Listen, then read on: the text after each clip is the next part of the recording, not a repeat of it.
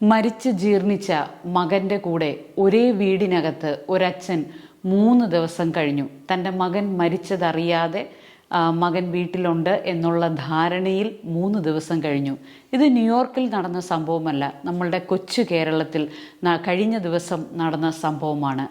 എന്തുകൊണ്ട് നമ്മളുടെ കുടുംബങ്ങൾക്കകത്ത് ഇങ്ങനെ സംഭവിക്കുന്നു? ഒരച്ഛൻ മകനെ 3 ദിവസം അന്വേഷിക്കില്ലേ?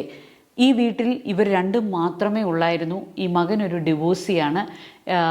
ഈ അച്ഛനും മകനും തമ്മിലുള്ള ബന്ധത്തിൽ ഇത്രയേറെ പ്രശ്നങ്ങൾ എന്തായിരുന്നു? ഒന്ന് അന്വേഷിക്കാൻ പോലും കഴിയാത്ത രീതിയിലുള്ള പ്രശ്നങ്ങൾ എന്തായിരുന്നു? നമ്മുടെ കുടുംബങ്ങൾക്കകത്തൊക്കെ ഇന്ന് എന്താണ് സംഭവിക്കുന്നത്? നമ്മളൊക്കെ ഒരേ വീട്ടിൽ ഒരു റൂഫിൻ്റെ അണ്ടറിൽ മാത്രം താമസിക്കുന്ന ഒരു റൂംമേറ്റ്സിൻ്റെ പോലും ഒരു ഇൻറ്റിമസി ഇല്ലാത്ത ഒരവസ്ഥയിലേക്കാണോ നമ്മളുടെ വീടുകൾ ഇന്ന് വരുന്നത്? നമ്മളിതൊന്ന് ചിന്തിക്കേണ്ടുന്ന കാര്യമല്ലേ? ഒന്നാമത്തെ കാരണം, നമ്മൾക്ക് പലപ്പോഴും സോറി പറയാൻ അറിയത്തില്ല. സേ ഐ എം സോറി എന്ന വാക്ക് പറയാൻ പലപ്പോഴും നമ്മൾക്ക് മടിയാണ്. എനിക്കൊരു തെറ്റുമില്ല. പല പേരൻസും ചിന്തിക്കുന്നത് ഞാൻ തെറ്റൊന്നും ചെയ്യാറില്ല, അല്ലെങ്കിൽ തന്നെ തെറ്റ് ചെയ്താൽ എൻ്റെ മക്കളുടെ മുമ്പിൽ സോറി പറയേണ്ടുന്ന ആവശ്യം എന്താ? അല്ലെങ്കിൽ ചില മക്കൾ വിചാരിക്കുന്നത് എൻ്റെ അപ്പനും അമ്മയല്ലേ, അങ്ങ് ക്ഷമിച്ചൂടെ, ഞാൻ സോറി പറഞ്ഞാലേ ക്ഷമിക്കാൻ സാധിക്കത്തുള്ളൂ. ഇത്തരത്തിലുള്ള പല ഈഗോസും അപ്പനും അമ്മയും മക്കളുടെയും ഇടയിലും കപ്പിൾസിൻ്റെ ഇടയിലും അതുപോലെ റിലേറ്റീവ്സിൻ്റെ ഇടയിലും ഒരു വീടിനകത്ത് താമസിക്കുന്നവർക്ക് ഇടയിൽ വലിയ അകലങ്ങൾ ഉണ്ടാക്കുന്നു. പരസ്പരം ഒന്ന് അവരെവിടെയാണ് എന്ന് അന്വേഷിക്കാൻ പോലും മുതിരാത്ത രീതിയിലുള്ള വലിയ അകലങ്ങൾ ഉണ്ടാക്കുന്നു. അതുകൊണ്ട് എപ്പോഴും വൈകാരിക തലത്തിൽ നല്ല ബന്ധമുള്ളവരും നന്നായിട്ട് മുന്നോട്ട് പോകുന്നവരും ജീവിതത്തിൽ അനുവർത്തിച്ചു വരുന്ന ഒരു ക്വാളിറ്റിയാണ് എൻ്റെ മിസ്റ്റേക്കിനെ അക്സെപ്റ്റ് ചെയ്യാനുള്ള ധൈര്യം. ഞങ്ങൾ ആരും പെർഫെക്റ്റ് അല്ല. മനുഷ്യനാണെങ്കിൽ ജീവിതത്തിൽ മിസ്റ്റേക്കുകൾ പറ്റും.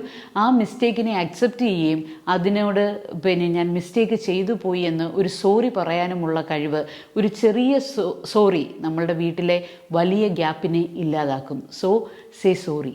ഇന്ന് നമ്മളുടെ ഫാമിലിക്കകത്ത് കമ്മ്യൂണിക്കേഷൻ നടക്കുന്നുണ്ട്. പലപ്പോഴും നമ്മൾ കമ്മ്യൂണിക്കേറ്റ് ചെയ്യാറുണ്ട്, ഞങ്ങൾ അങ്ങോട്ടും ഇങ്ങോട്ടും ഒക്കെ സംസാരിക്കാറുണ്ട് എന്ന് പറയുന്ന ഫാമിലീസ് ആയിരിക്കും. പക്ഷേ നമ്മളൊന്ന് ശ്രദ്ധിക്കുക, നമ്മൾ കമ്മ്യൂണിക്കേറ്റ് ചെയ്യുന്നത് റെസ്പെക്റ്റോട് കൂടിയാണോ? So next point is communicate respectfully. പലപ്പോഴും നമ്മളുടെ ഒരു രീതി എന്താണെന്ന് ചോദിച്ചാൽ, പ്രത്യേകിച്ച് കേരളീയരുടെ ഒരു രീതി, ഞാൻ പറയും നീ കേട്ടോ, നിനക്കെന്തെങ്കിലും അഭിപ്രായം പറയാം, ഞാൻ നോക്കട്ടെ, എനിക്ക് സൗകര്യം ഉണ്ടെങ്കിൽ കേൾക്കാം, ഇല്ലെങ്കിൽ കേട്ട ഭാവം പോലും ഇല്ലാതെ നമ്മൾ എന്താണോ പറയുന്നത് അത് കേൾക്കാനും, അല്ലെങ്കിൽ മറ്റുള്ളവർ പറഞ്ഞാൽ അവരെ ഷെയ്മിങ്ങോ ബ്ലെയിമിങ്ങോ ത്രട്ടനിങ്ങോ ഒക്കെ കൊണ്ട് ഒതുക്കിയിരുത്താനായിട്ടുള്ള ശ്രമവും കുടുംബങ്ങൾക്കകത്ത് നടക്കുന്നുണ്ട്.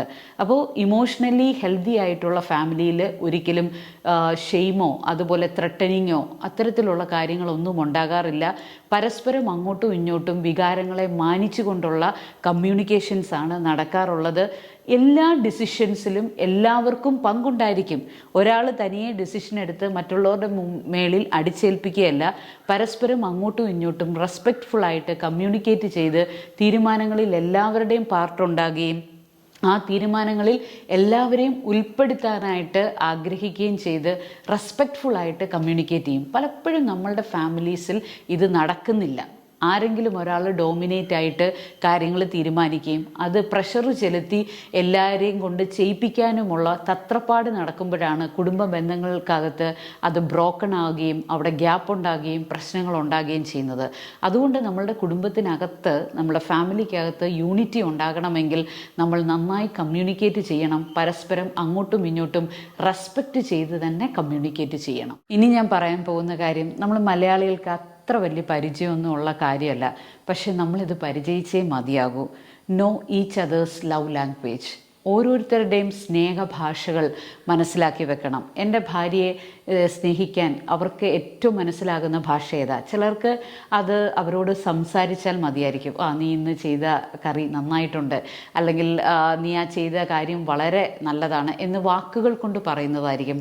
ചിലർക്കതല്ല, ഒരു നമ്മുടെ സ്നേഹത്തോടു കൂടിയുള്ള ഒരു ഹഗ്, അല്ലെങ്കിൽ അവർക്ക് ബോഡി ടച്ചിലൂടെ ആയിരിക്കും അത് കിട്ടുന്നത്. ചിലർക്ക് നല്ല നല്ല സമ്മാനങ്ങൾ കൊടുക്കുന്നതിലൂടെ, അല്ലെങ്കിൽ ഇതൊരു ഫ്ലർ കളറായിക്കോട്ടെ, ഒരു സമ്മാനം കൊടുക്കുന്നതിലൂടെ ആയിരിക്കും ചിലർക്ക് ഫീൽ ചെയ്യുന്നത്. ഇത് ഓരോ വ്യക്തികൾക്കും മാറ്റമുള്ളതായിരിക്കും. ചിലർക്ക് ശ്രവണത്തിലൂടെ ആയിരിക്കും, ചിലർക്ക് ടച്ചിലൂടെ ആയിരിക്കും, ചിലർക്ക് കാഴ്ചയിലൂടെ ആയിരിക്കും.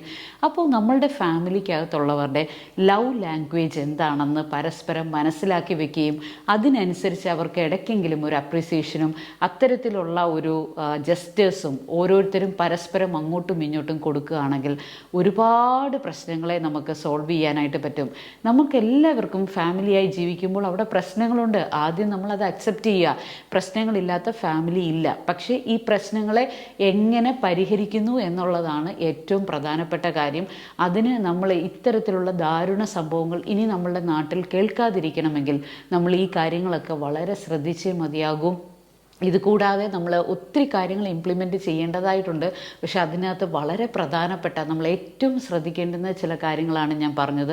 കമ്മ്യൂണിക്കേറ്റ് ചെയ്യാനും റെസ്പെക്റ്റോടുകൂടി മറ്റുള്ളവരുടെ ഫീലിങ്സിനെയും കൂടെ ബഹുമാനിച്ചുകൊണ്ട് കമ്മ്യൂണിക്കേറ്റ് ചെയ്യാനും, അതുപോലെ തന്നെ ലവ് ലാംഗ്വേജ് ഈച്ചതർ അങ്ങോട്ടും ഇങ്ങോട്ടും നന്നായിട്ട് അറിയാനും, എൻ്റെ തെറ്റുകളെ ക്ഷമിക്കാനും ഒക്കെയുള്ള മീൻസ് അക്സെപ്റ്റ് ചെയ്തിട്ട് അത് ഏറ്റുപറയുകയും ക്ഷമിക്കാനും ഒക്കെ പരസ്പരം അത് ഫാമിലിക്കകത്ത് നടക്കുമ്പോൾ ഇത്തരത്തിലുള്ള ദാരുണ സംഭവങ്ങൾ ഇനി ഉണ്ടാകത്തില്ല.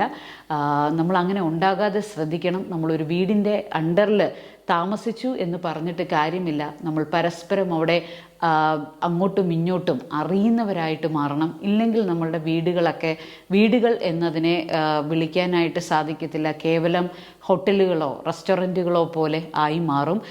ഇത്തരത്തിലുള്ള ദാരുണ സംഭവങ്ങൾ ഇനിയും നമ്മൾ കേൾക്കാനിടയാകും. അപ്പോൾ നമ്മുടെ കുടുംബങ്ങൾക്കകത്ത് ബന്ധങ്ങൾ ഏറ്റവും ഊഷ്മളമാകട്ടെ, സന്തോഷകരമാകട്ടെ എന്ന് ആശംസിച്ചുകൊണ്ട് നിർത്തുന്നു. നന്ദി.